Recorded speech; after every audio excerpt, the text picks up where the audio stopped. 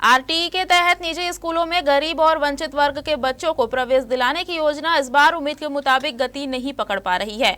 2 चरणों की लॉटरी प्रक्रिया के बाद भी जिले में 104 सीटें खाली रह गई है। अब इन सीटों को भरने के लिए शिक्षा विभाग ने तीसरे चरण की प्रक्रिया शुरू कर दी है। लोक शिक्षण संचालनालय रायपुर के निर्देश के बाद जिले के निजी स्कूलों और नोडल अधिकारियों को प्रवेश प्रक्रिया पूरी करने के निर्देश दिए गए हैं। तीसरे चरण के लिए 22 जुलाई से 5 अगस्त तक ऑनलाइन आवेदन मंगाए गए थे। विभाग अब आवेदनों की जांच और दस्तावेज सत्यापन की प्रक्रिया में जुटा है। आपको बता दें, आरटीई प्रवेश के दूसरे चरण में जिले की 126 रिक्त सीटों के लिए पालकों ने बड़ी संख्या में आवेदन किए थे। कुल 705 आवेदन मिलने के बाद ऑनलाइन लॉटरी निकाली गई, जिसमें केवल 37 बच्चों का चयन हो सका। चयनित विद्यार्थियों को निजी स्कूलों में आरटीई के तहत 25% आरक्षित सीटों पर प्रवेश दिया गया। इसके बाद भी बड़ी संख्या में सीटें खाली रह गई। अब तीसरे चरण में विभाग की नजर उन 104 सीटों पर है।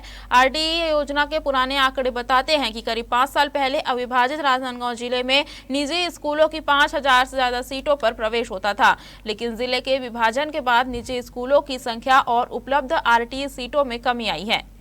जो बच्चों का जो फॉर्म भरा गया था, अभी भरा था, जो निःशुल्क प्राइवेट स्कूल में जो दिया गया था कि एडमिशन का, तो उसमें कुछ स्कूल में, कई स्कूल में हुआ नहीं गया है, लेकिन सभी स्कूल में तो प्राइवेट स्कूल जो बच्चे लोग हैं निःशुल्क वाले, तो उनको एडमिशन देना चाहिए मतलब उनको प्राइवेट स्कूल वाले को। और कई बच्चे तो हुए ही नहीं एडमिशन उसमें प्राइवेट स्कूल में। बच्चे हैं उनको शासन उनका भुगतान निजी स्कूलों को कर नहीं रहा है। शासन के पास पैसा नहीं है। केंद्र सरकार से भी आरटीई के नाम पर जो फंड आता था वो भी मुझे लगता नहीं आ रहा है, क्योंकि कई स्कूलों के पिछले 2-2, 3-3 साल के आरटीई के पैसे स्कूल के संचालकों को नहीं मिले हैं।